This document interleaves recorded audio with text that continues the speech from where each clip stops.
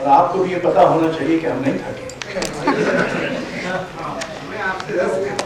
और इसलिए आपकी थकान या ऊब के प्रति मेरी कोई सहानुभूति नहीं। आज का अंतिम सत्र श्रीकांत वर्मा पर है। जोशना बैनर्जी, परिधि शर्मा, गीतेश्वरी साहू, अंकित नरवाल और आनंद गुप्ता, ये 5 वक्ता हैं और वही 10-12 मिनट की सीमा है जो संचालक पर भी उतनी ही लागू होगी। पर्यवेक्षक कौन है? आशुतोष कुमार, वो कहाँ? आप थोड़ा सामने आ जाइए, ध्यान से सुन सकते और आपका मन इधर उधर न भटके। आपको फाइल भी दे दी जाए क्या नोट करने के लिए?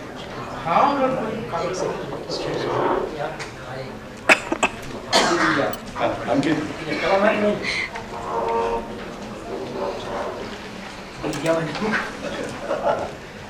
आज के इस कार्यक्रम के इस अंतिम सत्र में मैं अंकित नरवाल आपका स्वागत करता हूं।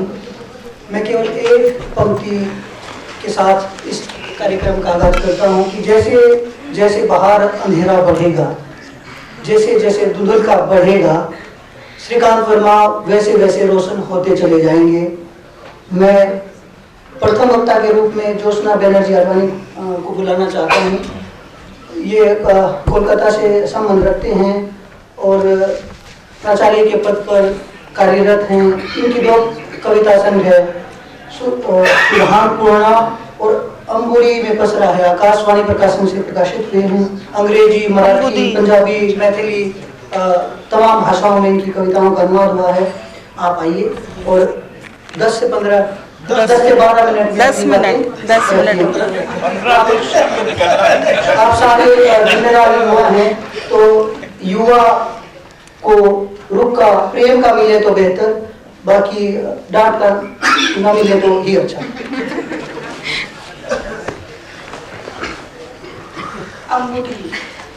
जी, शुभ संध्या आप सभी को।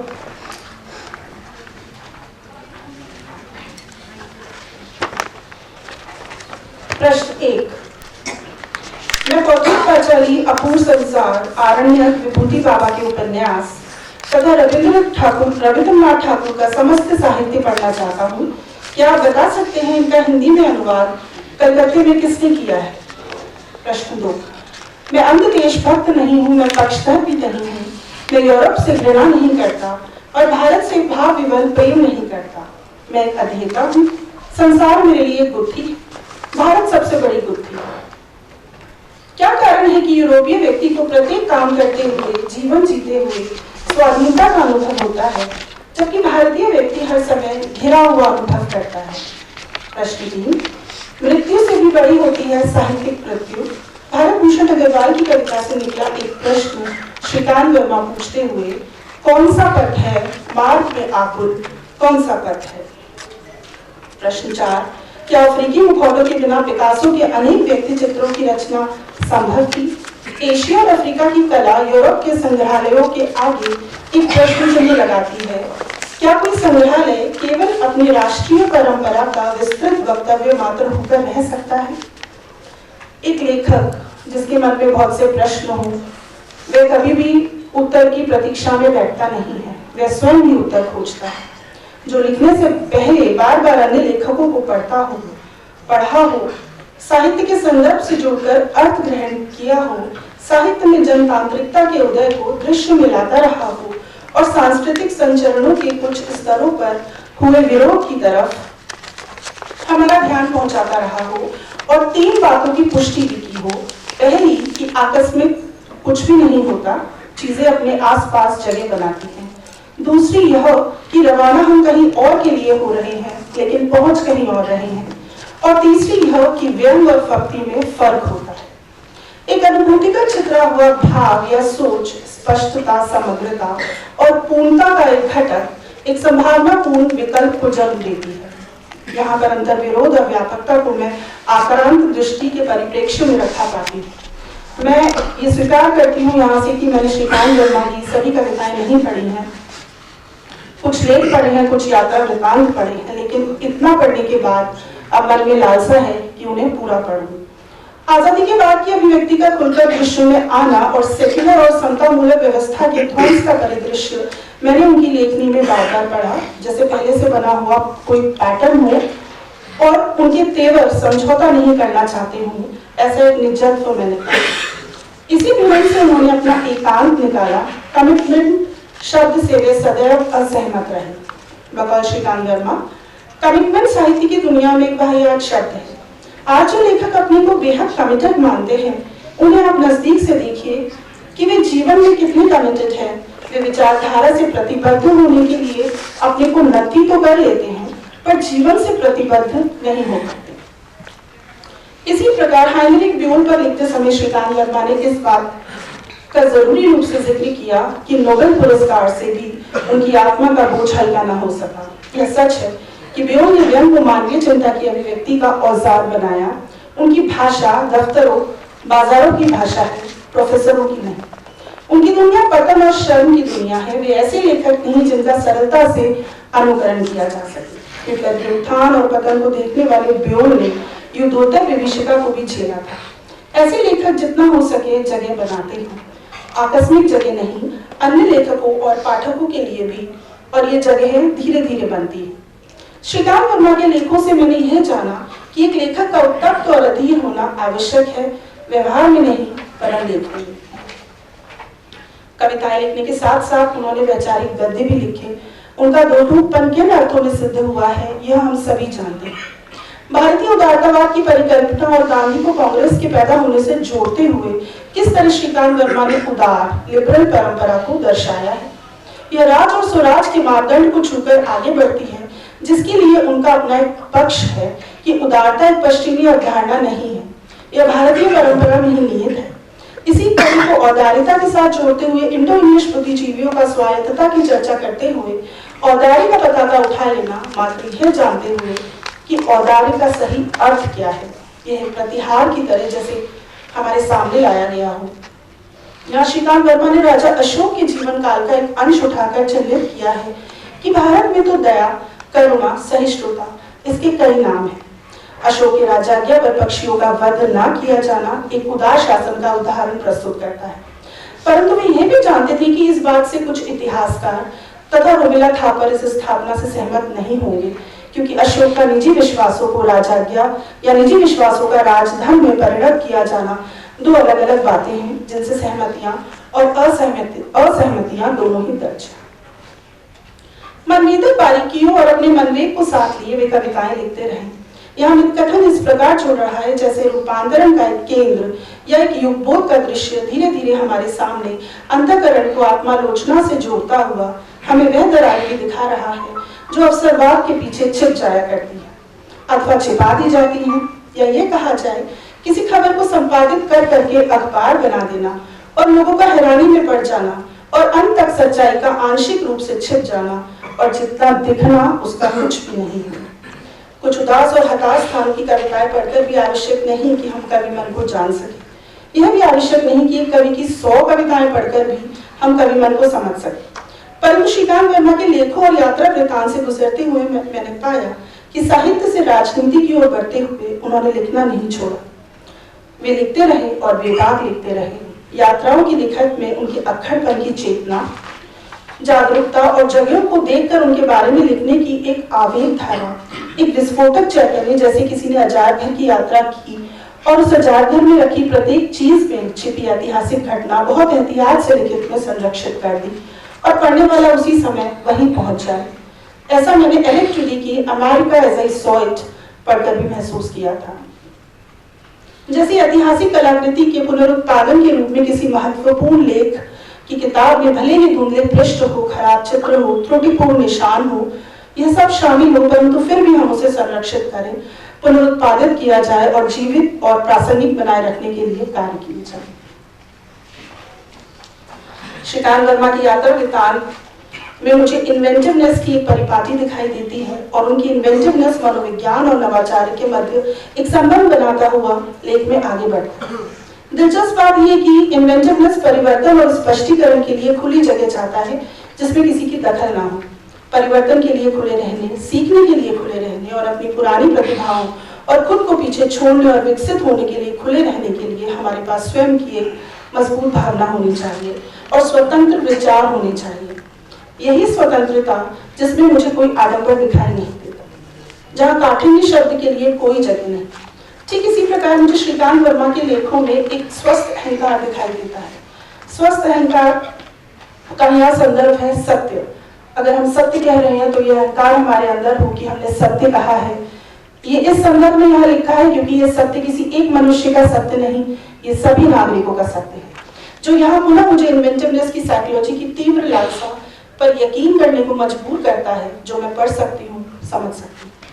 इसी साइकोलॉजी का एक टर्म है प्रत्यायन, जो सिद्ध करता है कि हमारे पास बहुत स्वस्थ अहंकार होना चाहिए।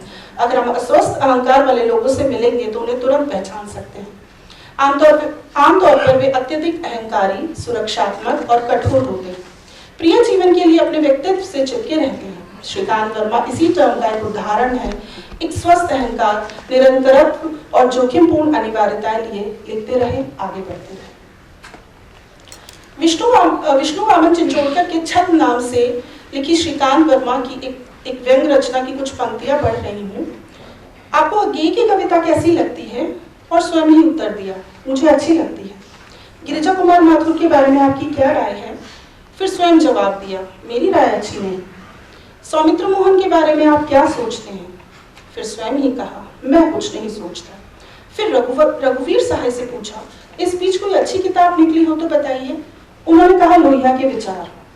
रघुवीर सहाय के कमरे से निकलते ही चिंचोड़कर की मुठभेड़ दिनमान के विशेष संवाददाता श्रीकांत वर्मा से हो गई। उसने उनसे कहा, जी मैं आपका इंटरव्यू लेना चाहता हूँ। मैं खुद दूसरों का इंटरव्यू लेता हूँ। मैं आपसे कुछ सवाल करना चाहता हूँ तो करिए। विदेशी लाइटर सुलगाते हुए श्रीकांत वर्मा ने कहा, मगर फालतू बातचीत नहीं, मेरे पास समय नहीं। फालतू बातचीत करनी हो तो डॉक्टर लक्ष्मी नारायण लाल के पास जाइए। आप हिंदी का सबसे बड़ा लेखक किसे मानते हैं? हिंदी में आज तक कोई बड़ा लेखक पैदा ही नहीं। भारत का भविष्य आपकी राय में क्या है? भारत का कोई भविष्य नहीं, भारत का मात्र अतीत है। देश के सबसे बड़े विचारक कौन है? दामोदर संजीवनी। सबसे बड़े अभिनेता कौन है? भवानी प्रसाद मिश्र। और फिर अंत में नोट लिखा, नए साहित्य का समर्थक और पुराने साहित्य का विरोधी होने के कारण चिंचोड़कर ने दिल्ली के वयोवृद्ध साहित्यकारों से भेंट नहीं की। यहाँ हमें व्यंग और फर्ती में फर्क समझना होगा। व्यंग को पहचानना एक स्वस्थ मस्तिष्क का संकेत देता है और व्यंग एक बहुमुखी संचार उपकरण है जो सामाजिक संबंधों के लिए महत्वपूर्ण है। फिर भी अध्ययनों से संकेत मिलता है कि व्यंग की व्याख्या संदर्भ पर बहुत अधिक निर्भर करती है। श्रीकांत वर्मा की व्यंग्योक्ति विद्रुप की तरह बुद्धिग्राह्य नहीं होती। उनका व्यंग विद्रुप की तरह व्यर्थक नहीं होता, बल्कि उनका व्यंग संचालित लचीलापन हमें अविश्वसनीय रूप से आकर्षित करता है। व्यंग्यात्मक सर्जरी करते हुए दीर्घकालिक उपहास करते रहना और इस प्रवृत्ति को समझना और इसमें शामिल होना भयंकर साहस का काम है। श्रीकांत वर्मा जी का एक लेख है हाथी का मजार नाम से।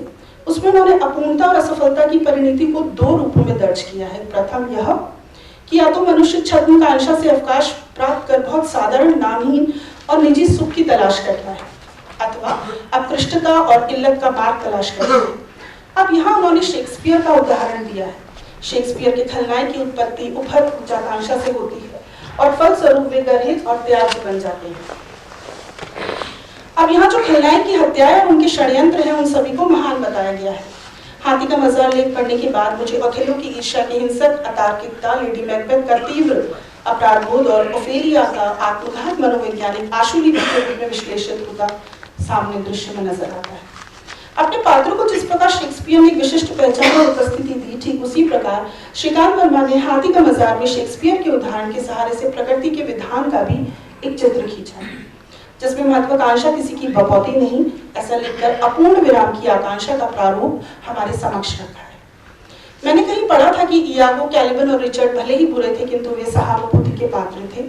इसी प्रकार हेनरी वी, प्रोस्पेरो, रोज़लैंड अच्छे पात्र थे, मगर उनमें कमियां भी थी। शेक्सपियर ने अपने खलनायकों को राक्षस नहीं बनने दिया, और नायकों को देवता नहीं बनाना। इसी प्रकार श्रीकांत वर्मा ने अपने लेखों के जरिए हम तक संदेश पहुंचाया है कि हम अपनी कल्पना शक्ति को किसी तीव्र भाषण में खर्च न करके अपनी नींद, स्वप्न, भ्रम, पागलपन, खेल, प्यार और रहस्यों के मध्य जगह देते हुए अपने एकाकीपन और समाज के लिए एक प्रतीकात्मक ध्वनि बने। इसका एक परिवर्तन प्रभाव हम स्वयं देख सकेंगे। इसकी एक विस्तृत श्रृंखला हमारे समाज के लिए निश्चित तौर पर उत्थान का काम करेगी और सैद्धांतिक रूप से इस बात पर बल देगी कि हम सही के लिए अपना पक्ष रखना सीख सकें। अपूर्ण विराम हमारे युग का लिलिपुट है, ऐसा लिखते हुए श्रीकांत वर्मा लिखते हैं, हमारे गजराजों को भी विश्वास नहीं कि मृत्युपरांत लोग उन्हें स्मरण करेंगे, किंतु उन्हें विश्वास है कि उसका नाम आगे भी जीवित रहेगा। जिस व्यक्ति का डील डॉल उसके जीवन काल में चूहे से अधिक विकसित नहीं हो सका, उसे विश्वास है कि भावी पीढ़ियां उसे हाथी मान लेंगी और उसके लिए हाथी का मजार बनवा देंगी।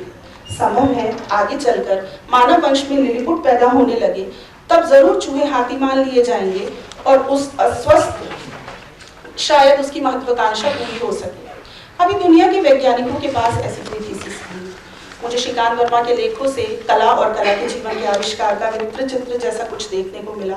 श्रीकांत वर्मा के जरिए कला, जीवन, साम्राज्यवाद का संकट, प्रगतिवाद की अवधारणा, अंतर विरोध और समझौते के तत्व की रूपरेखा का साफ तौर पर एक बुनियाद बनना और रचना शक्ति का एक सिलसिले में तब्दील होना हमारे लिए विचारधारा जल्दी पढ़ रही है। साहित्य का मिलकर एक असाधारण सांस्कृतिक उत्थान जैसी एक घटना है जो लेखक के दायित्व का प्रश्न भी खड़ा करती है।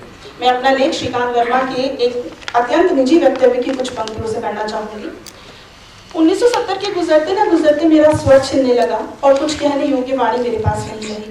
जो व्यक्ति महान ट्रेजेडियों का दृष्टा गवा रहा, उसके शरीर और मन पर तुच्छ चींटियां चढ़ने विचढ़ने लगी। नियति ने सिसिफस को चट्टान के नीचे पतन के मार्ग पर ढकेल दिया। मुझे नासमझ नौसिखिए वामपंथियों ने साहित्य में और द्वेषग्रस्त सहयोगियों ने कर्मभूमि पर धर दबोचा। अकेला तो मैं हमेशा रहा, अपने अकेलेपन पर अक्सर मैंने अभिमान भी किया। हृदय रोग ने मुझे दबोचा, होना ही था, ना होता तो आश्चर्य होता।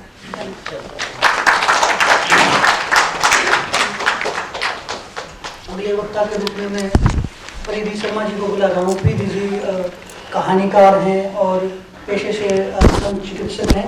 आइए।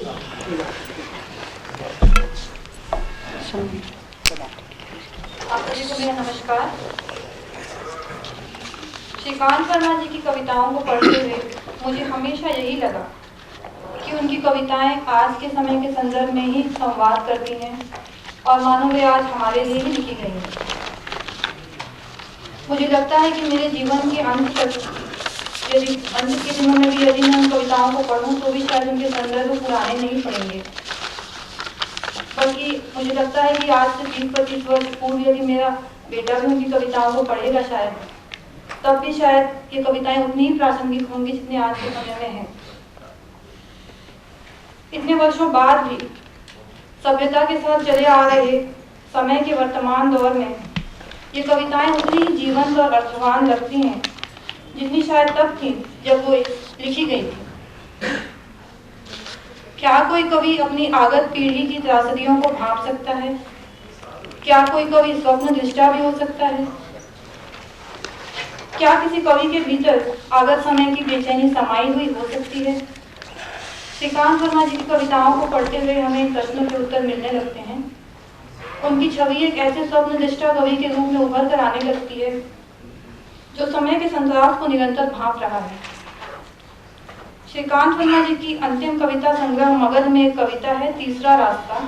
उसमें एक पंक्ति है, मगध में शोर है कि मगध में शासक नहीं रहे। इस पंक्ति में कवि के भीतर की बेचैनी और गहन संवेदना के साथ साथ एक छुपा हुआ आक्रोश भी है जो सहजता से अभिव्यक्त हुआ है। मगध सीधे तौर पर एक सत्ता केंद्र का बोध कराता है। कवि के भीतर शासक को लेकर एक नायक की छवि है। शासक को लेकर उनके मन में एक स्वप्न है जो खंडित होता हुआ नजर आ रहा है और इस स्वप्न भंग से उपजी एक बेचैनी है जो कविता के माध्यम से हम तक पहुंच रही है। सामंतवादी दौर में नायकत्व की यह जो छवि कवि के भीतर है, उसे यदि हम आज के समय में ढूंढें तो वह हमारे हाथों से कोसों दूर नजर आती है। कवि की पृष्ठभूमि राजनीतिक व्यक्तित्व की भी रही है। राजनीति में रहते हुए उन्होंने शायद राजनीति की वास्तविकता को बहुत करीब से देखा होगा, और यह कवि की ईमानदारी ही रही है कि उन्होंने बेलाग से राजनीति की विद्रूपताओं को अपनी कविताओं में उकेरा है। मित्रों, दो ही रास्ते हैं, दुर्नीति पर चलें, नीति पर बहस बनाए रखें, दुराचरण करें, सदाचार की चर्चा चलाए रखें।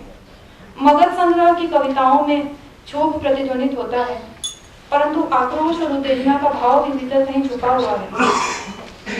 सत्ता और शासक केंद्रित विचलनों से कवि का वैचारिक टकराव उत्तेजना से परे होकर भी एक तीखेपन का आभास हमें देता है। श्रीकांत वर्मा की कविताएं आम बोलचाल की भाषा में होते हुए भी लयबद्ध सी लगती है, मानो वे एक लय में लिखी गई हों। सरल भाषा में लिखी कविताओं का जटिल भाव से कविता को उसके प्रचलित स्वरूप से अलगाता भी है। मेरे ख्याल से श्रीकांत वर्मा जी की कविताएं एक अलग मौलिक पहचान रखती हैं। आत्म के प्रति ईमानदार कवि ने अपने भीतर के द्वंद्व और वैचारिक भटकाव को भी सार्वजनिक रूप से अपनी कविताओं में रख दिया है। उनकी एक कविता है, वह मेरी नियति थी, जिसमें भले ही ऐसा लगे कि कवि भटकाव की बातें कर रहे हैं, परंतु अंततः यह जो भटकाव है यह भी हमें एक उम्मीद की किरण दिखाता है। उनकी एक और कविता है, एक मुर्दे का बयान। उसमें भी कवि ने मनुष्य के आत्म संघर्ष को जिस तरह से मूर्त करके बाहर रखा है, वह हमें अपना खुद का आत्म संघर्ष लगता है। जब हम उनकी इस कविता को पढ़ते हैं तो हमें ऐसा लगता है मानो हम खुद को अपनी खुद की कहानी सुना रहे हैं, या जैसे कोई मरीज अपने अल्टर्ड स्टेट ऑफ कॉन्शियसनेस या हिप्नोटिक स्टेज में आकर अपने डॉक्टर से अपने दर्द को बयान करता है। उनकी एक और कविता है, मणिकर्णिका का डोम। इसमें कवि ने जिस प्रकार से दुखों के विभिन्न आयामों को देखा है, मुझे लगता है कि यह क्षमता श्रीकांत वर्मा जैसे किसी दृष्टि संपन्न कवि के पास ही हो सकती है। इस कविता की कुछ लाइनें मैं सुनाना चाहूंगी। डोम मणिकर्णिका से अक्सर कहता है, दुखी मत हो मणिकर्णिका, दुख तुम्हें शोभा नहीं देता। ऐसे भी शमशान है जहाँ एक भी शव नहीं आता भी है तो गंगा में नहलाया नहीं जाता। डोम इसके सिवा कह भी क्या सकता है, एक अकेला डोम ही तो है, मणिकर्णिका में अकेले रह सकता है। श्रीकांत वर्मा की कविताएं अकेले व्यक्ति के संघर्ष को भी व्याख्यायित करती हैं। अकेले होने के संघर्ष में अवसाद भी है, अकेलापन का दुख है, सॉलिट्यूड कह सकते हैं इसे, और उससे उपजा एक सोशल पेन है उनके भीतर। उनकी एक कविता है, नांदी पाठ, जिसकी एक पंक्ति है, अगर मैं आपको स्वर न दे सकूं तो आप मुझे स्वर दें। इससे समझ में आता है कि कवि अकेले नहीं रहना चाहते हैं, बल्कि वे समावेश करने की आकांक्षा रखते हैं। श्रीकांत वर्मा निराश और वैकल्पहीनता से विकल्पों के रास्ते तलाश करने वाले कवि हैं। उनके पास दूर के रास्तों को भांप लेने की क्षमता रही थी। वे लिखते हैं, बंधुओं, यह वह मगध नहीं तुमने जिसे पढ़ा है किताबों में, यह वह मगध है जिसे तुम मेरी तरह गंवा चुके हो। उनकी कविताएं बार बार हमें चेतावनी भी दे रही हैं और साथ ही समाज को आईना भी दिखा रही हैं। क्या गुम हुई चीजें फिर से मिल सकती हैं? इसका उत्तर देना कवि या कविता की जिम्मेदारी नहीं है, बल्कि यह जिम्मेदारी तो अब हम सब की है, जिसे कवि ने वर्षों पूर्व हमारे ऊपर छोड़ दिया है। उनकी कविताओं के साथ हमारा संवाद ही जिंदगी के जीवन के नए रास्ते खोल सकता है। मुझे ऐसा लगता है, कम से कम श्रीकांत वर्मा जी की कविताओं को पढ़ते हुए तो हम इसकी उम्मीद कर ही सकते हैं। धन्यवाद।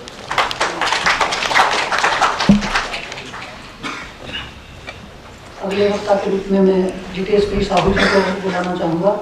जितेश पी जी रायपुर छत्तीसगढ़ से आती हैं और हिंदी में इस समय शोध कर रही हैं 21वीं शताब्दी की चुनौतियाँ और हिंदी कहानी। नहीं हुआ वह मेरा संसार नहीं।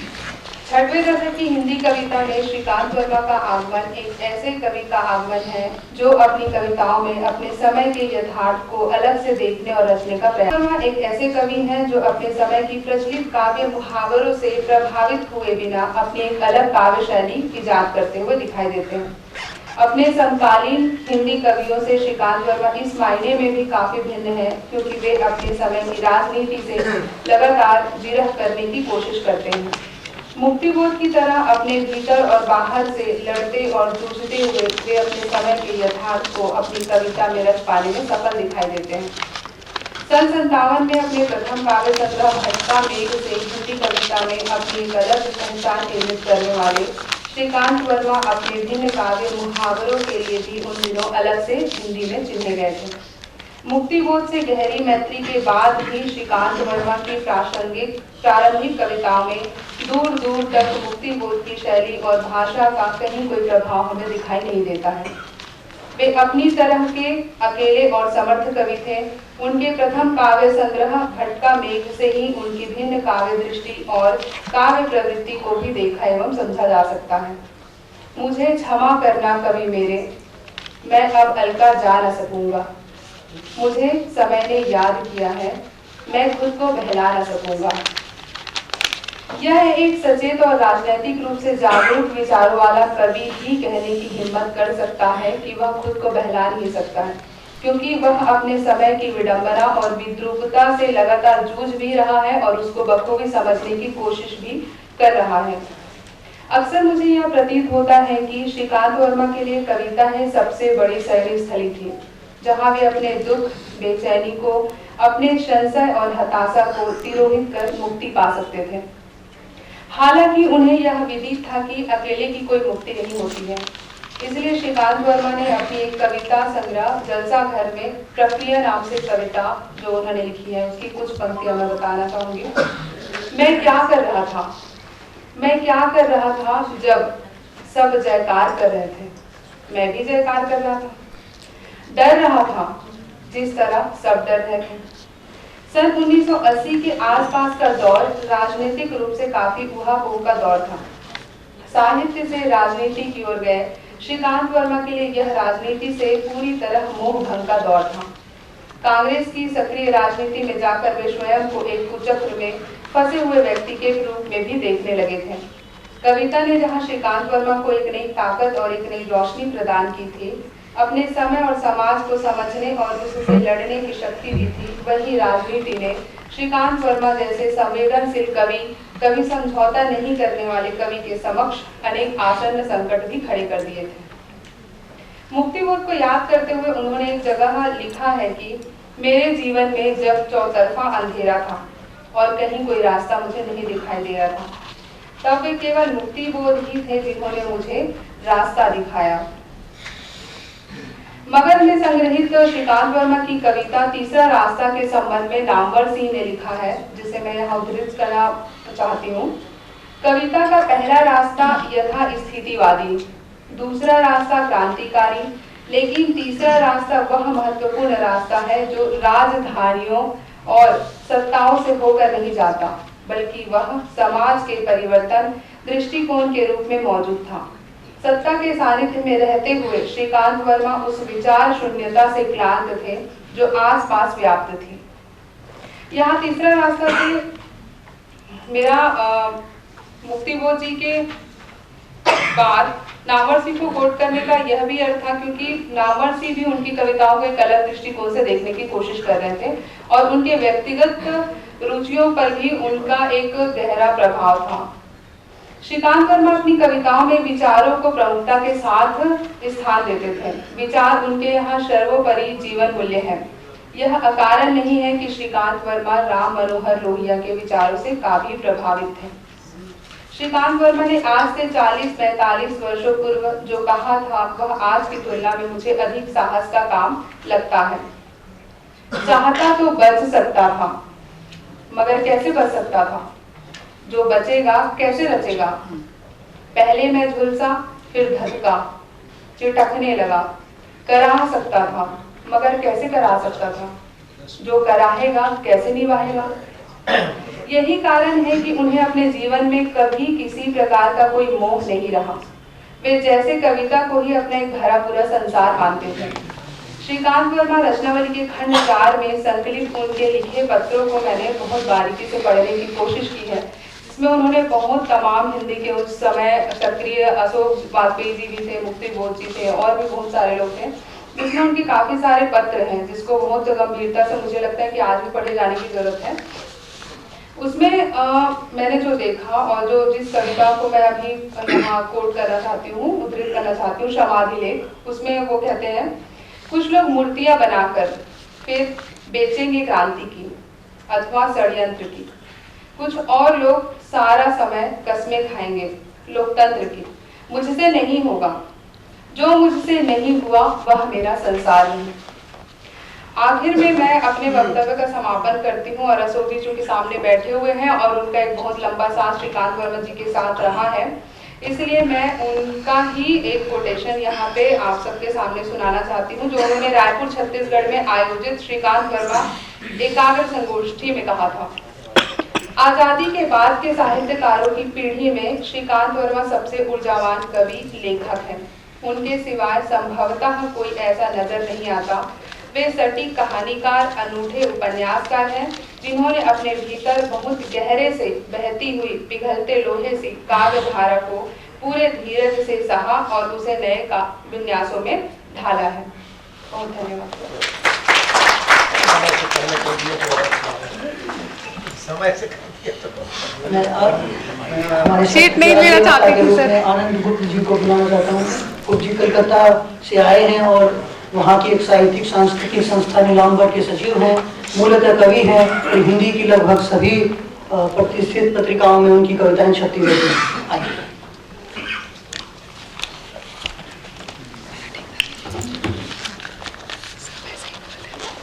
नमस्कार।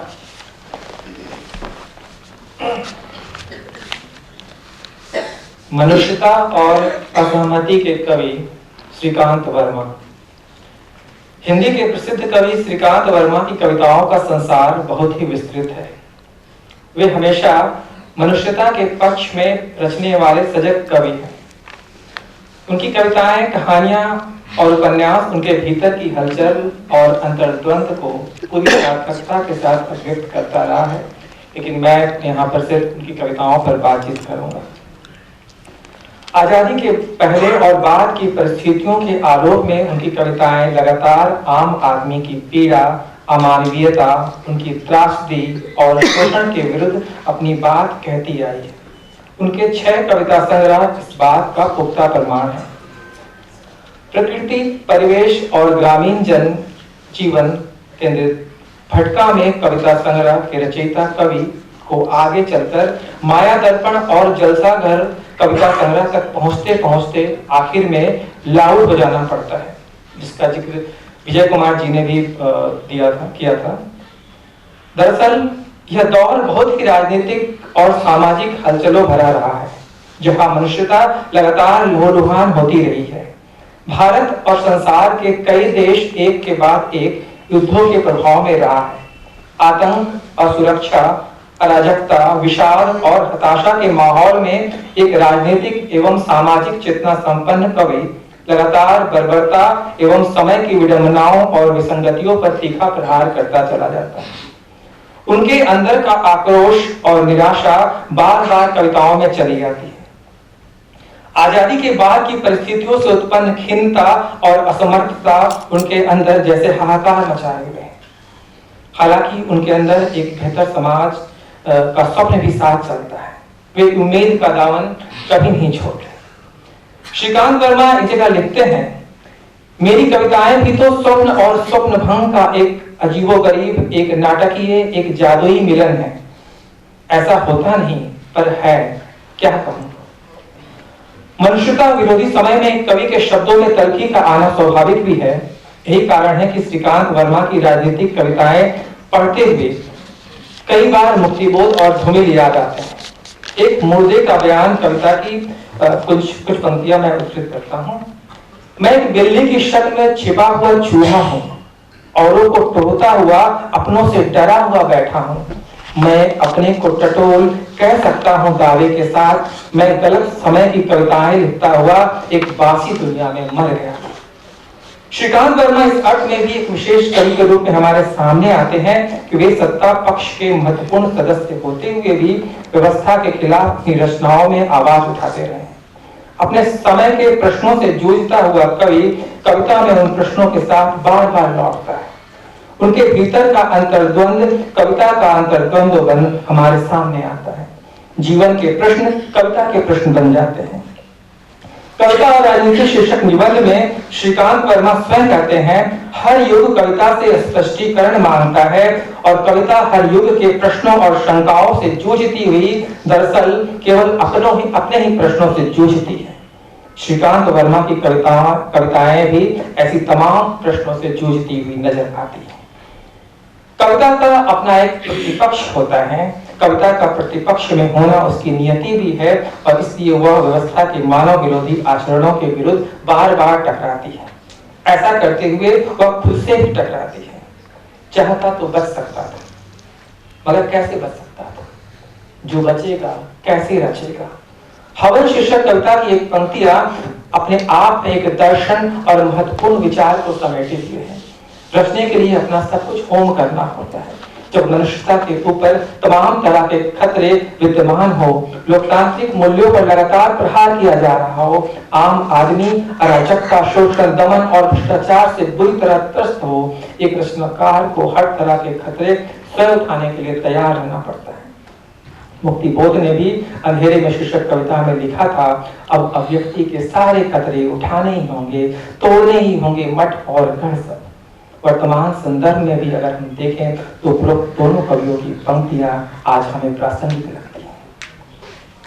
आज जबकि ईमानदारी से काम करने वाले लोगों पर तरह तरह के प्रतिबंध लगाए जा रहे हैं, उसे दमन का शिकार होना पड़ रहा है, इसके लिए उसे कभी कभी भारी कीमत चुकानी होती है। वह सत्ता और व्यवस्था की आंखों की किरकिरी बनता है। ऐसे समय में दोस्त, साथी और परिवार वाले तक साथ छोड़ जाते हैं।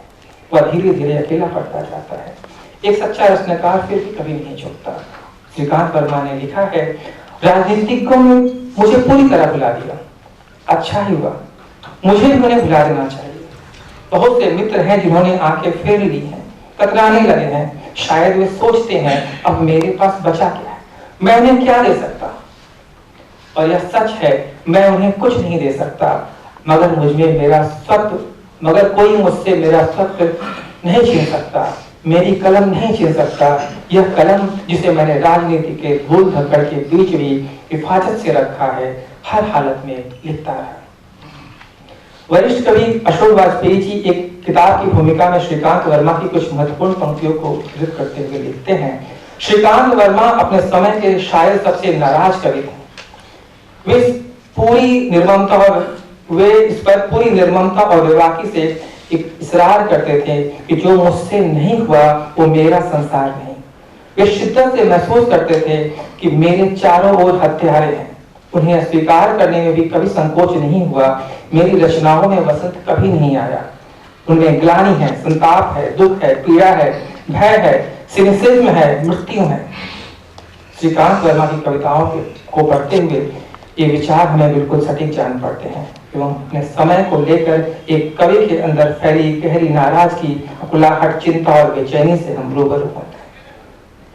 माया दर्पण शीर्षक उनकी चर्चित कविता की पंक्तियां देखिए। सारे संसार की सभ्यताएं दिन गिन रही हैं, क्या मैं भी दिन गिनूं? अपने निरानंद में रेंग और भाग और लीद रहे गधे से मैं पूछ कर आगे बढ़ जाता हूं, मगर खबरदार मुझे कभी मत कहो, मैं बकता नहीं हूं कविताएं, इजाद करता हूं गाली, फिर उसे गुदगुदाता हूं। आखिर एक कवि को अपनी कविता को गाली की तरह इस्तेमाल करने की नौबत क्यों आई? यह सबके लिए एक विचारणीय प्रश्न है। आधुनिक भारतीय लेखन का संकट शीर्षक निबंध में श्रीकांत वर्मा लिखते हैं, आधुनिक कवि की निगाह में अतीत बहुत प्रासंगिक नहीं है, जबकि भविष्य केवल एक मुहावरा है। उसके सामने एक दहशत भरी दुनिया है जिसमें भूख, गरीबी, अकाल, मृत्यु, भय, असुरक्षा और युद्ध है। इसके चारों ओर मध्ययुगीन मूल्यों का मकबरा है। वह अकेला और निहत्था है और अपनी घबराहट में हाँफ रहा है। श्रीकांत वर्मा एक साथ भीतरी और बाहरी लड़ाई लड़ रहे थे। उनके जीवन की असफलताएं और उनका आत्मसंघर्ष उनकी कविता में दर्ज हो रहा था। वे लिखते हैं, कोई भी जगह नहीं रही रहने के लायक, न मैं आत्महत्या कर सकता हूं, न औरों का खून। मगध कविता का प्रकाशन उनके साहित्यिक जीवन का एक महत्वपूर्ण मोड़ साबित हुआ। यह संग्रह उनके पिछले कविता संग्रह के बाद एक लंबे अंतराल के बाद आया था। वह भी तब जब अधिकतर ने उन्हें लगभग चुका हुआ मान लिया था। इस संग्रह का प्रकाशन कविता जगत में उस वक्त की एक उल्लेखनीय घटना के रूप में दर्ज हुआ था। मगध की कविताओं में बिंबों, प्रतीकों और संकेतों के माध्यम से इतिहास की विभिन्न घटनाओं, स्थलों एवं चरित्रों को वर्तमान के साथ जोड़ने का प्रयास किया गया है। संग्रह की कविताओं से गुजरते हुए इसमें वर्णित ऐतिहासिक पात्रों और घटनाओं से हम आसानी से जुड़ जाते हैं। यथार्थ और फैंटेसी यहाँ एक दूसरे में आवाजाही करती हुई जान पड़ती हैं। मगध की कविताएं दरअसल मानवीय संकटों, असफलताओं और विडंबनाओं की मर्मस्पर्शी कथाएं हैं। मगध इसमें भले ही केंद्रीय विषय है, पर इस संग्रह की कविताएं पूरे देश की वर्तमान सामाजिक एवं राजनीतिक घटनाओं और संदर्भों तक अपनी पहुंच बनाए हुए हैं। व्यंग और वक्रोक्ति का सहारा लेते हुए कवि जैसे मानवीय त्रासदी की जीवंत गाथा रच रहा है। डॉक्टर विश्वनाथ प्रसाद तिवारी लिखते हैं, राज व्यवस्था पर इतना गहरा व्यंग, शालीन और गंभीर व्यंग, शांत समुद्र के भीतरी उद्वेलन जैसा व्यंग कम मिलेगा। अतीत के महत्वपूर्ण स्थानों और व्यक्तियों का समकालीन राजनीति की विडंबना को उजागर करने के लिए इतना कुशल सांकेतिक इस्तेमाल कम हुआ है। 2500 वर्ष पूर्व के गणराज्यों में आज के लोकतंत्र की झांकी सचमुच एक भयावह कल्पना है। मगध शीर्षक कविता की निम्न पंक्तियां यहाँ द्रष्टव्य है। बंधुओं, यह वह मगध नहीं तुमने जिसे पढ़ा है किताबों में, यह वह मगध है जिसे तुम मेरी तरह गंवा चुके हो। ये पंक्तियां तत्कालीन भारत की उस त्रासदी की ओर इशारा करता है जहां लोग खुद को ठगा हुआ महसूस कर रहा है। कौशल गणराज्य शीर्षक कविता में वे लिखते हैं, कौशल मेरी कल्पना में एक गणराज्य है। कौशल में प्रजा सुखी नहीं है क्योंकि कौशल सिर्फ कल्पना में गणराज्य है। इन 3 पंक्तियों में जैसे आजादी के बाद के स्वप्न भंग की पूरी गाथा लिख दी गई है। जिस आजाद देश की कल्पना देशवासियों ने की थी, आजादी के बाद भी वह जैसे सिर्फ कल्पना ही बनकर रह गई है। व्यवस्था के निकम्मापन ने देश को किस जगह पहुंचाया है, इसका संकेत तीसरा रास्ता शीर्षक कविता की निम्न पंक्तियों में हम देख सकते हैं। मगध में शोर है, मगध में शासक नहीं रहे, जो थे वे मदिरा, प्रसाद और आलस्य के कारण इस लायक नहीं रहे कि उन्हें हम मगध का शासक कह सके। वर्तमान संदर्भ में भी अगर हम इस पूरी कविता को देखें तो जैसे यह आज की ही बात लगती है। उन विडंबनाओं से आज भी हम कहाँ मुक्त हो पाए हैं, हमें मुक्ति का कोई वैकल्पिक रास्ता भी नजर नहीं आता। अशोक वाजपेयी जी ने एक जगह और लिखा है, आज श्रीकांत वर्मा के पास जाने का मतलब अपने एक ऐसे पुरखे की परछी में जाना है जिसने गहरे पैशन और गहरी अंतर्दृष्टि के साथ सच्चाई को दर्ज किया था और जो आज भी हमें अपनी बढ़ती व्यर्थता के बीच कुछ मानवीय और संभव सोच पाने की शक्ति दे सकता है। इस निहत्ते करते जाते समय में ऐसी कविता हमें साहस का कवच दे सकती है। श्रीकांत वर्मा की कविता पर यह एक महत्वपूर्ण टिप्पणी है।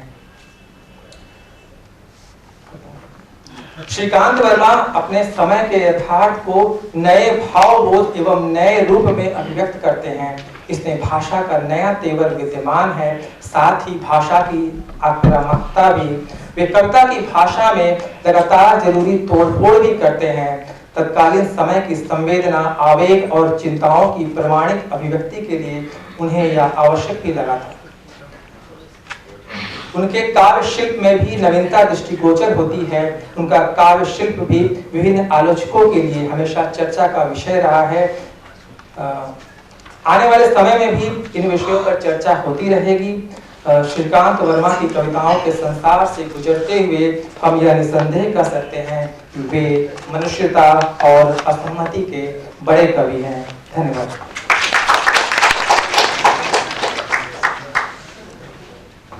आज के दिन के अंतिम वक्तव्य के लिए मैं अंकित नरवाल अपना वक्तव्य शुरू करने से पहले केवल इतना कहना चाहता हूँ कि 8 खंडों में श्रीकांत वर्मा जी की जो रचनावली प्रकाशित हुई है उसको पढ़ने के बाद 10 मिनट में उस पूरी रचनावली पे कुछ कहना बड़ा दुसाध्य है, लेकिन मैं कोशिश करूंगा जो समझ उनके सारे रचनाक्रम को देखने के बाद मेरी बनी है। ये मैं अक्सर से पढ़ूंगा, इससे आपको आपत्ति हो सकती है, लेकिन इसके दो लाभ हैं। एक तो समय बचेगा, दूसरा इससे अवान्तर चीजें भी बच जाएंगी। मैंने शीर्षक रखा है पवन मुर्ग हम पीड़ा के पक्षधर।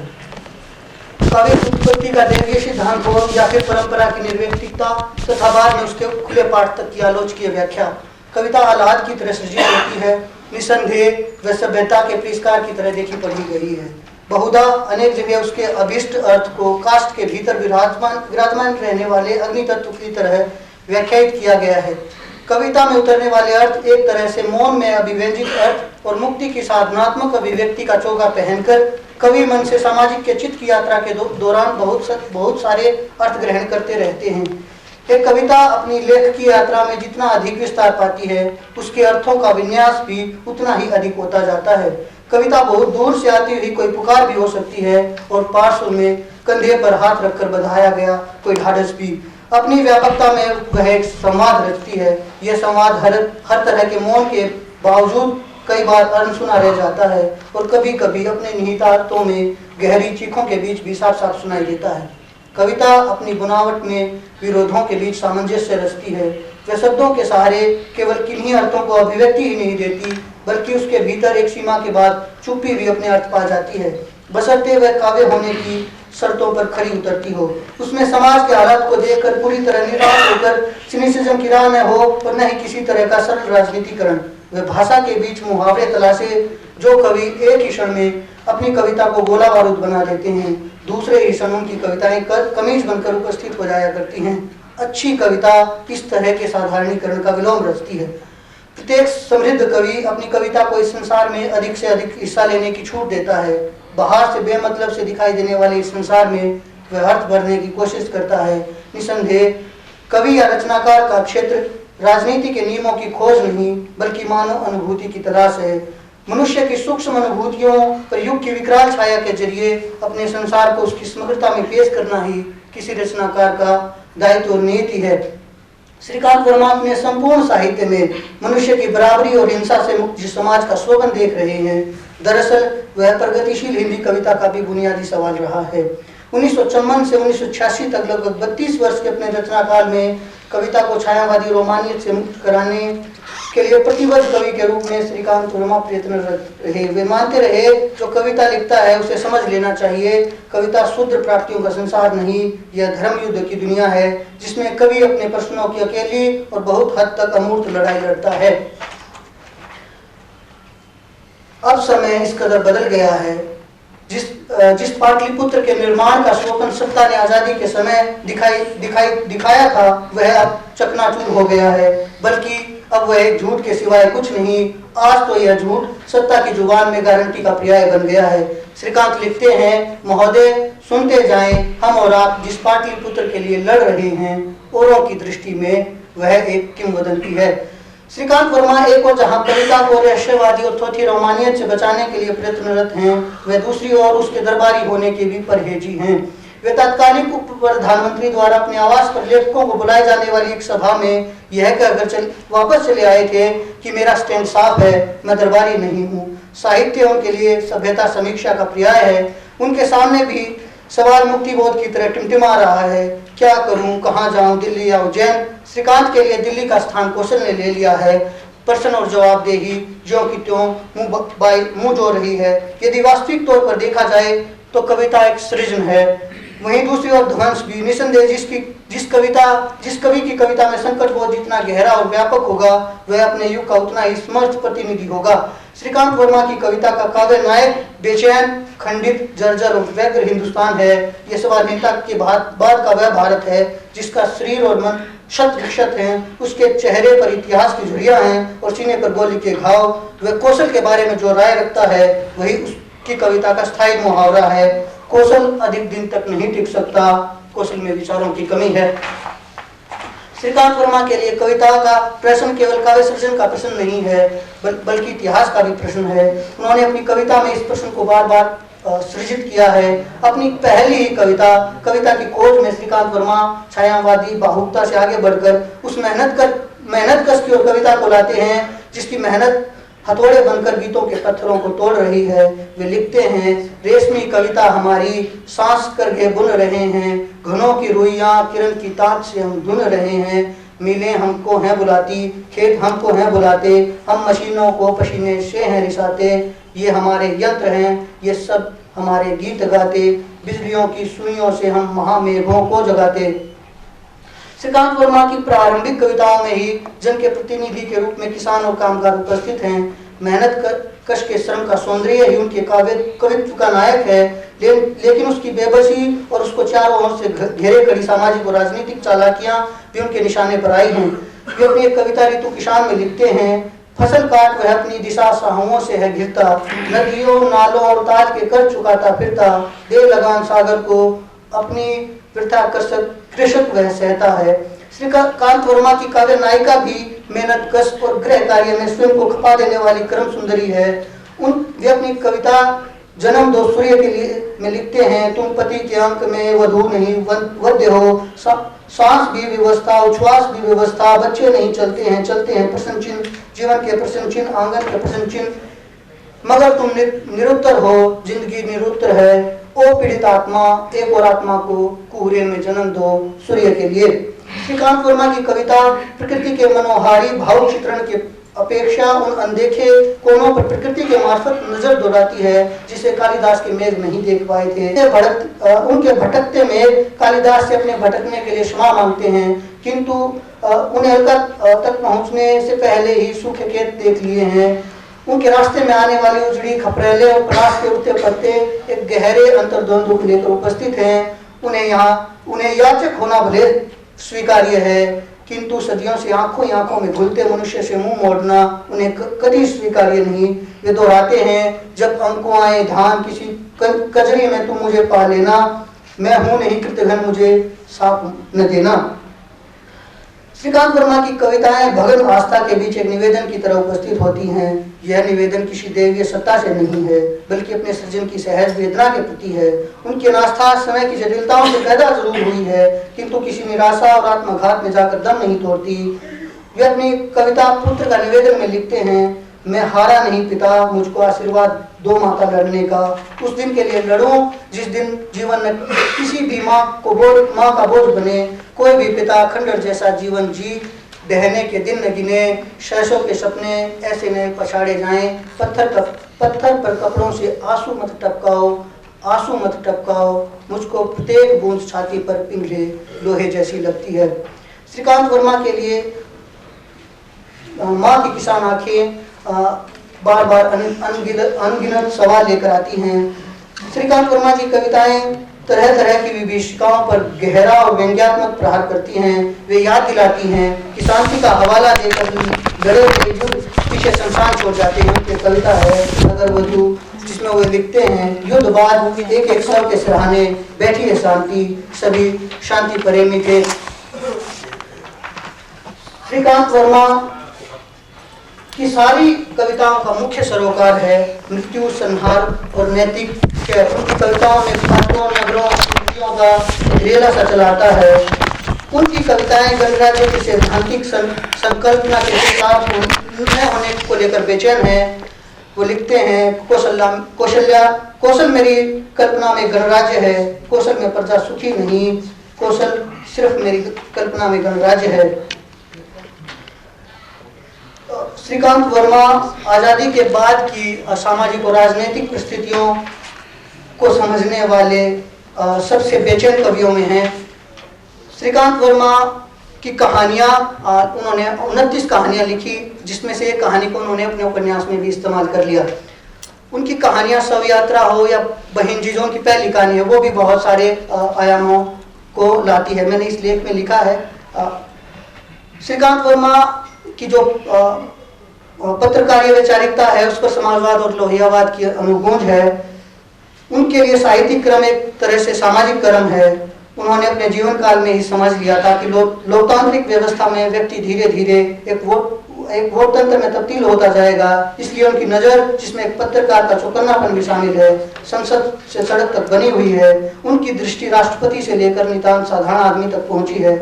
श्रीमती इंदिरा गांधी के प्रति आस्था के बावजूद उन्होंने लिखा कि कौशल में विचारों की कमी है। उन्होंने कांग्रेस पार्टी के जिम्मेदारी भरे पद पर रहते हुए लिख दिया था कि कांग्रेस तुम्हारी शय होगी।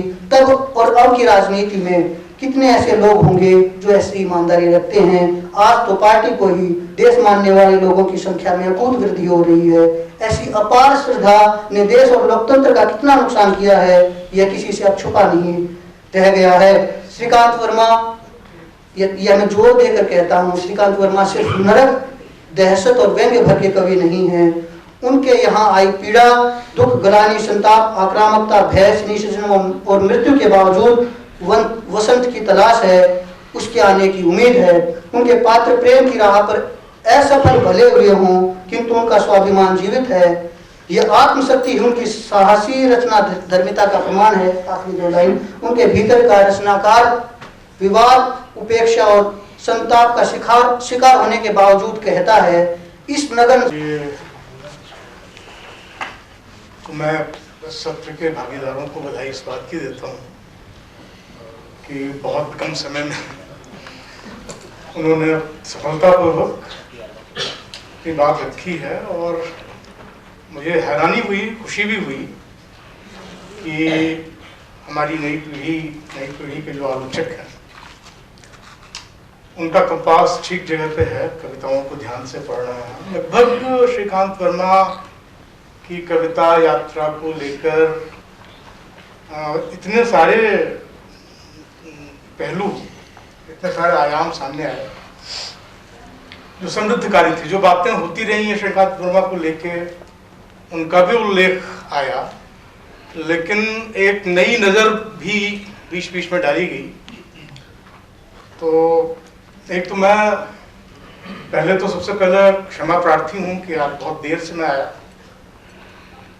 आज का दिन इतना अच्छा था, यहाँ शामिल होना था, लेकिन नौकरी की मजबूरियाँ थी, चाहता भी तो बच नहीं सकता था। इसलिए श्रीकांत वर्मा के बारे में जो बातें यहाँ पे की गई हैं,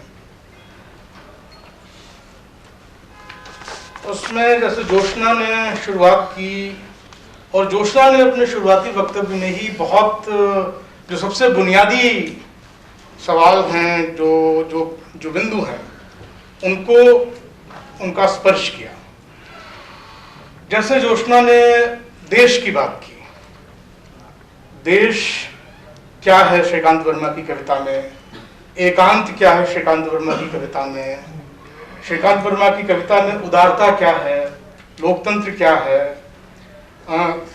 भारत अतीत क्या है, ये बहुत ही राजनीति को लेकर के, राजनीति के साथ श्रीकांत वर्मा के क्या रिश्ते थे, कैसे उनकी कविता राजनीतिक थी या नहीं थी, इन चीज़ों को लेकर आगे भी बार बार बातें आई। लेकिन ये बहुत ध्यान देने की बात है जब कोई ये कहने का साहस करता है कि मैंने देश को खोकर अपनी कविता पाई है। क्योंकि देश हो या राष्ट्र हो, वो तो पवित्र गाय है, और पवित्र गाय वो केवल आज ही नहीं है, वो एक लंबे अरसे से एक पवित्र गाय रही है। आप देश के बारे में इस तरह की बात नहीं कर सकते, ऐसी अश्रद्धा मूलक बात कि मैंने देश को खो के, अगर देश को खो के ही कविता पाई है तो फिर कविता काहे को पाई है, ये भी पूछा जा सकता है। पर ये बात सच है कि श्रीकांत वर्मा की जो कविताएं का जो हस्तक्षेप हिंदी कविता में, वो इस ख्याल से बिल्कुल अनूठा है कि वो सारे बने बनाए उत्तरों को कटघरे में खड़ा कर देते हैं। भले ही वो कहते हैं कि मैं कोई सवाल नहीं पूछता, सवाल अपनी ओर से नहीं पूछते, लेकिन जो जवाब है मौजूद वातावरण में, हवा में, उन सबको उधेड़ देते हैं, उधेड़ के सामने रख देते हैं कि आप देखिए क्या क्या क्या ये जवाब है। इस बात की तरफ आप सभी का ध्यान गया होगा कि नई कविता की जो एक परंपरा, मुख्य धारा जो थी, जिसने नई कविता को एक परिभाषित किया था एक अलग तरह की कविता के रूप में, जो कि किसी भी तरह की विचारधारा या सीमित विचारधारा से आज़ादी को और एक तरह की वैयक्तिकता को, एक तरह की ऐसी मनुष्यता को जिसे किसी देश काल में रख के न देखा जाए, देश काल से हटा के जिसको देखा जाए, इस तरह की कविता जो लेके आई थी नई कविता, उसके खिलाफ हिंदी कविता में 3, अगर इस भाषा में कहना हो तो 3 बड़े विद्रोह हमें मिलते हैं। एक मुक्तिबोध का, दूसरा रघुवीर सहाय का और तीसरा श्रीकांत वर्मा का। ये नई कविता के भीतर से, पर नई कविता को भी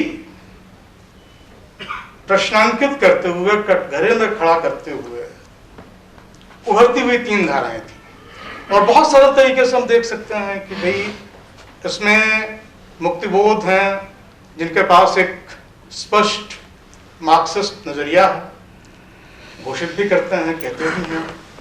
हालांकि उनका मार्क्सवादी नजरिया क्या है इसके बारे में उनको हमेशा ही लगता है कि वो नहीं है जैसा कि मार्क्सवाद को उनके समय में समझा जा रहा है। तो बार बार उसकी चर्चा करते हैं, बताते हैं कि क्या है मार्क्सवाद मेरी दृष्टि में, मार्क्सवादी नजरिया क्या है। रघुवीर सहाय की बात करें तो उनके पास वो राजनीतिक विजन कहीं ना कहीं पीछे है जिसको हम लोहियावादी राजनीति कहते हैं, जो लोहियावादी नजरिए से सवाल खड़े करते हैं नेहरूवादी राजनीति पे। नेहरूवादी नहीं कहना चाहिए, पर नेहरू के जमाने की जो एक खास तरह की राजनीति थी जो बन रही थी। आज जब हम नेहरू की बात करते हैं और जब लोहिया नेहरू की बात कर रहे थे, उसमें बड़ा फर्क है। उस फर्क को मैं मिटाना नहीं चाहता।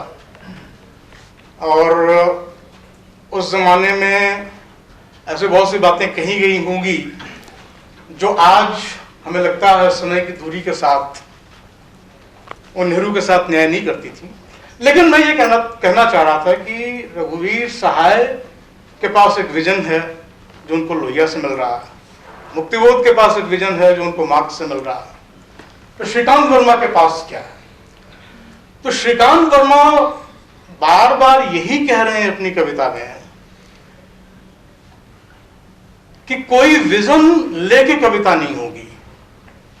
कविता जो होगी वो जो कुछ सामने है, जो विजन कहे जा रहे हैं, जो रास्ते बताए जा रहे हैं, उन रास्तों की जो यातना है, उन रास्तों का जो छद्म है, उन रास्तों की जो विडंबना है, उसके साक्षात्कार से होगी।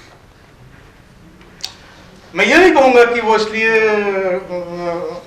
एक अराजनीतिक कविता लिख रहा है। अगर मुझे कहना होगा तो मैं कहूंगा कि एक कविता वो होती है जिसमें एक राजनीतिक कार्यकर्ता मानवीय कविता लिखता है, एक एक्टिविस्ट मनुष्य की कविता लिखता है। बहुत सारी प्रगतिशील कविता ऐसी मिलेगी जिसमें एक एक्टिविस्ट मनुष्य की कविता लिख रहा है, पर यहां एक मनुष्य है, वो पॉलिटिकल एक्टिविस्ट नहीं है, भले ही उसका संबंध किसी पार्टी से हो गया हो। वो व्यक्तिगत जीवन है, उसमें हम नहीं जाते, हम नहीं जानते व्यक्तिगत जीवन के बारे में किसी के। हम बहुत कम चीजें जानते हैं, हम जो जानते हैं वही व्यक्तिगत जीवन नहीं होता लोगों का, इसलिए उसको हम चर्चा में नहीं लाते। लेकिन वो एक पॉलिटिकल एक्टिविस्ट नहीं है, वो एक मनुष्य है, 20वीं सदी का एक मनुष्य है जिसने 20वीं सदी की समूची यंत्रणा को देखा है, जिसने ये महसूस किया है कि मनुष्य के साथ जो घटा है 20वीं सदी में, उसको कविता में कहा नहीं जा सकता। तो ये एक ऐसे मनुष्य की राजनीतिक कविता है, एक ऐसा मनुष्य जो एक राजनीतिक कविता लिखा है। और ये एक यात्रा है। श्रीकांत वर्मा को ये श्रेय भी है कि वो लगातार आगे बढ़ते हैं, एक ऐसे दौर में भी जो बाद में और ज्यादा नुमाया हो गया, और पहले भी था कि हम देखते थे कि एक कवि का जो सर्वश्रेष्ठ है वो उसके आरंभिक दौर में आता है। पहले दूसरे संग्रह बहुत जबरदस्त आते हैं, उसके बाद फिर या तो दोहराव या फिर कुछ पीछे हटना। और श्रीकांत वर्मा वो भटका मेघ से शुरू करके मगध तक जब पहुंचते हैं तो ऐसा लगता है कि एक छलांग के बाद दूसरी छलांग, तीसरी छलांग, चौथी छलांग लगातार। ये कोई अपने आप में कोई मामूली बात नहीं है किसी कवि के लिए। मुझे याद है सबसे पहले मुझे धर्मयुग का वो पृष्ठ याद है, साल ठीक ठीक याद नहीं है, संग्रह नहीं आया था, लेकिन मगध की कुछ कविताएं छपी थी और उसमें एक टिप्पणी थी कि बहुत दिनों के बाद श्रीकांत वर्मा जी की कुछ नई कविताएं आई।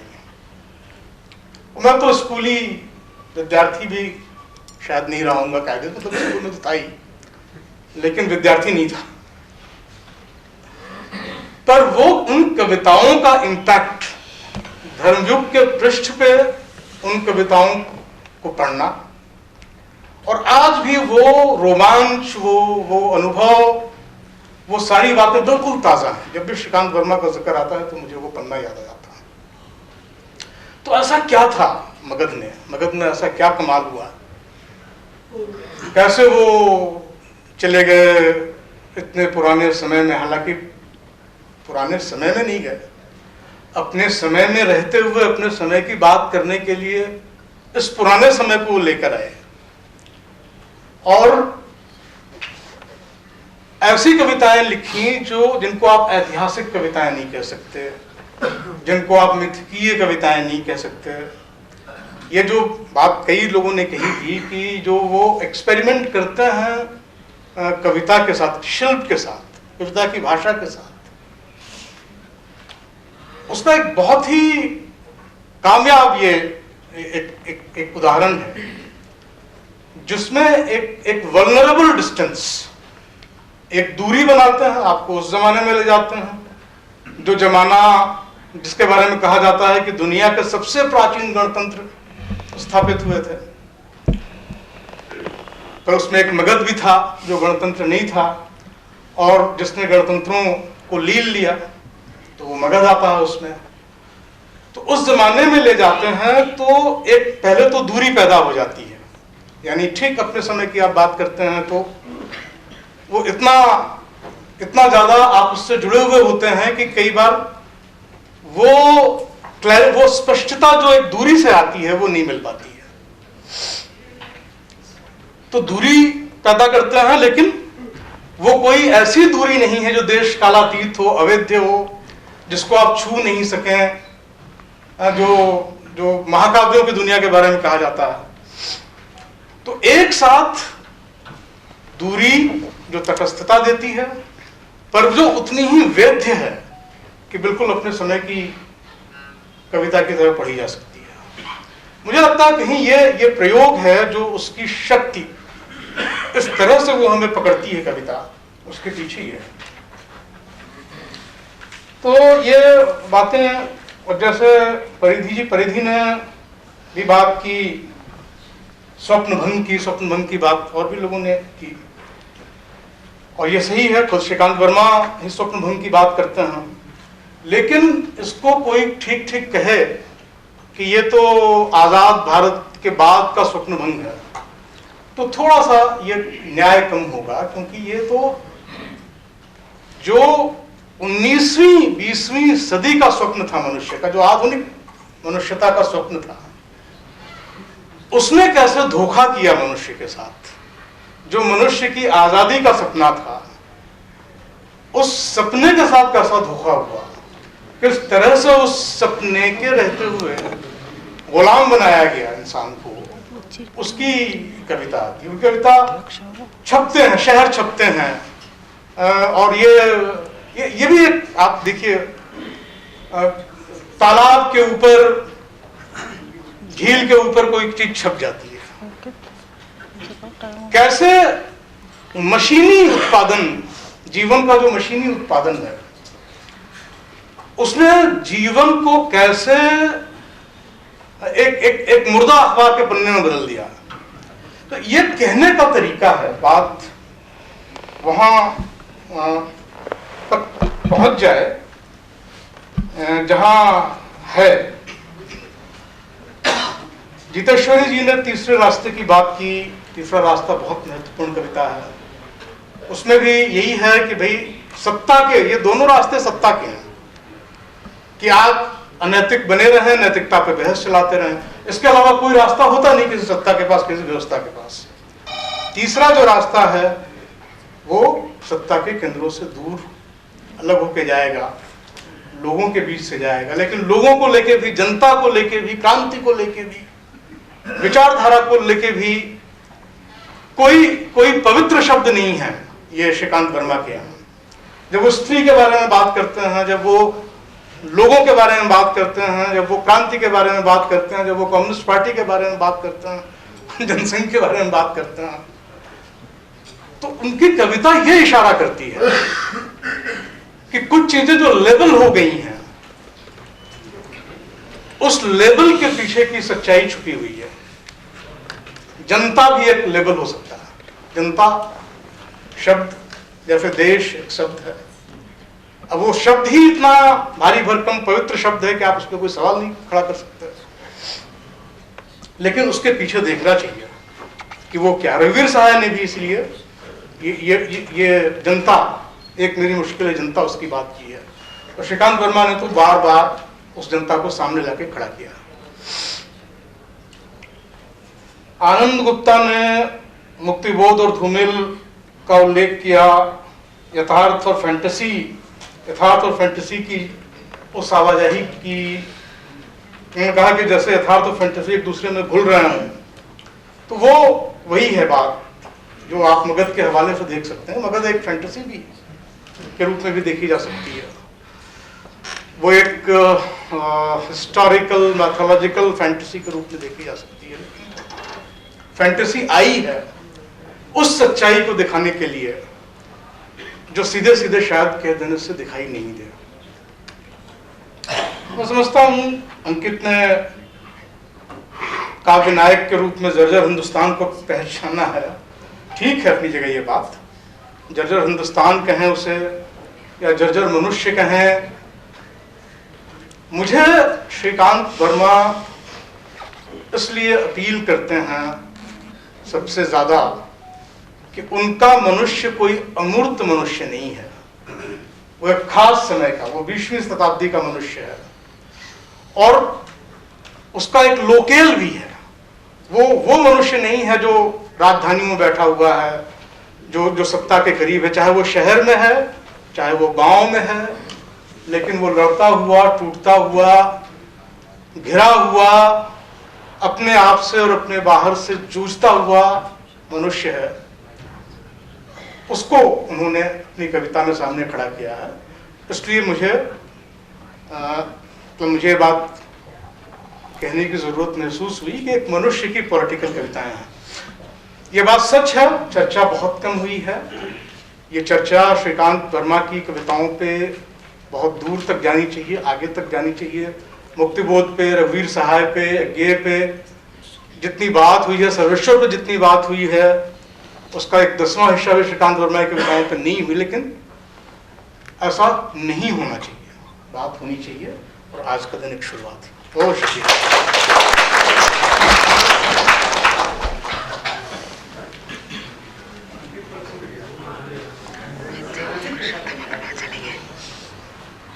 कैंसर से मरती हैं हस्तियां, हैजे से बस्तियां, वकील रक्तचाप से, कोई नहीं मरता अपने पाप से।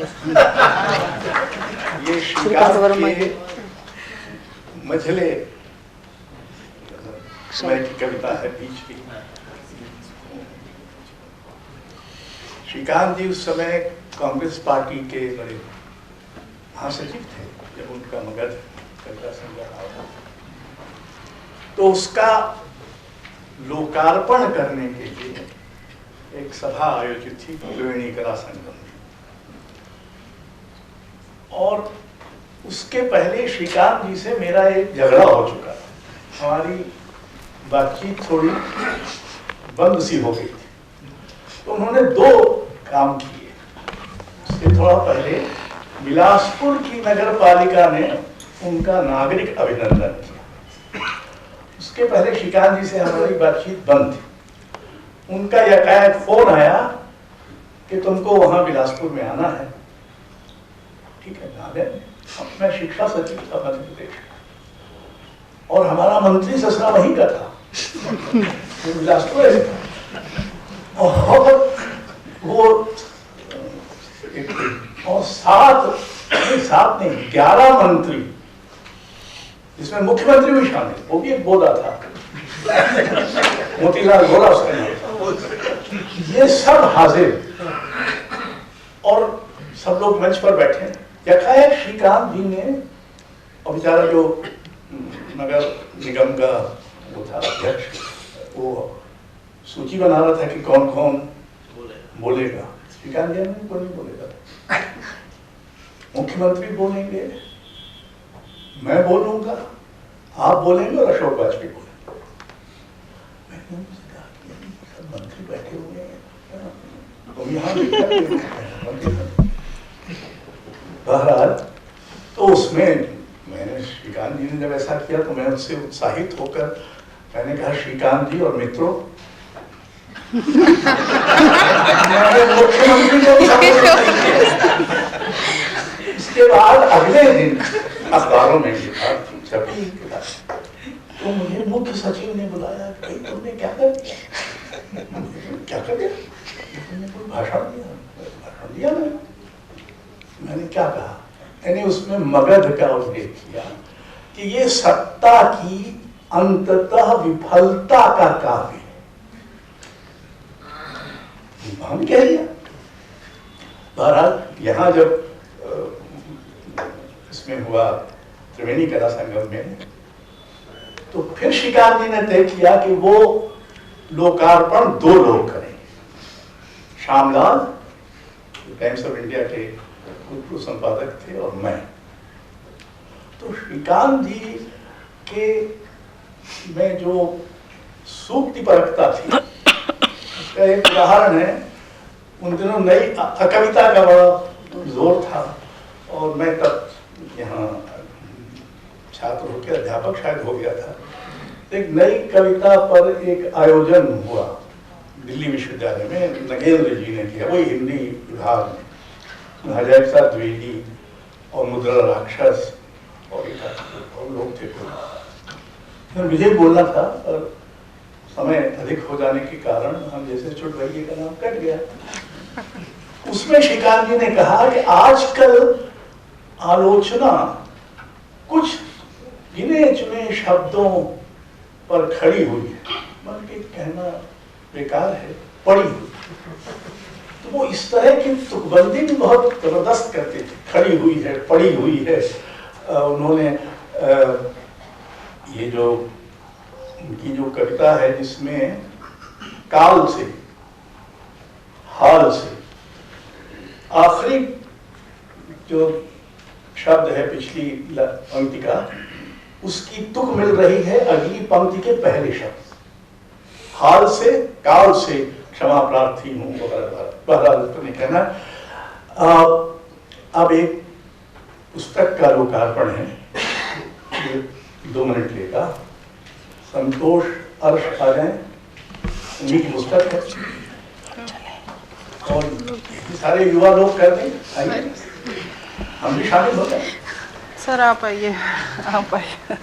आप लोग उठिए तब ना। उठ गए हम लोग।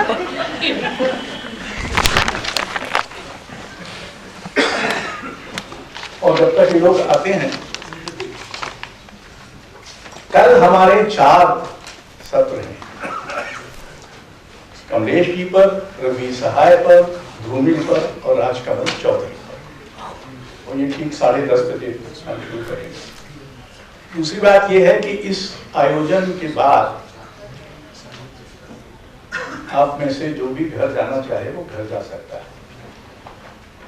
लेकिन हमारे जो, क्योंकि हमारा एक डिनर है जो हमने प्रजा फाउंडेशन ने नहीं आयोजित किया है, वो एक वडेरा आर्ट गैलरी ने आयोजित किया है और जिनको उन्होंने बुलाया है उनको निमंत्रण मिल चुका है। यानी उसमें निमंत्रितों के अलावा दूसरों को हम शामिल नहीं कर पाएंगे, ये हमारी असमर्थता है, इसलिए क्षमा करें। लेकिन जो बाहर से लोग आए हैं वो अपनी कुछ पति पत्नी के साथ अगर आए हैं तो वो उसमें शामिल हो सकते हैं, वो इतने ज्यादा भी नहीं है। तारात आइए। तो अब अरुण कमल कहाँ गए? विजय कुमार, आशुतोष जी, भूपेश्वर जी, भूपेश्वर जी, अरुण जी। हाँ ये वरिष्ठ पर्यवेक्षकों द्वारा। इसका मतलब कि ये किताब भारी भरकम है। वजनी है। नहीं, कॉपीज है इसमें। इधर आपके कर कमलों से लगकर भारी भरकम हो जाएगी। वरिष्ठ करेंगे मतलब नहीं, गरिष्ठ है वो। आओ सर, आ जाओ इधर, आ जाओ। अरे आप आदत में आ गए, आपकी किताब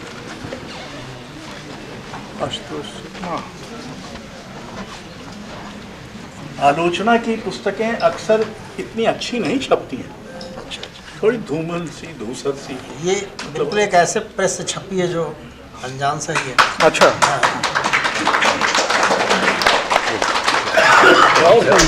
याद रखिए। किसने छापी है?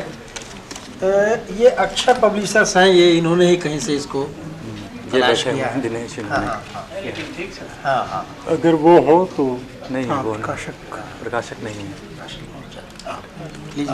आशुतोष। आप एक आप, हाँ बिल्कुल। चलो।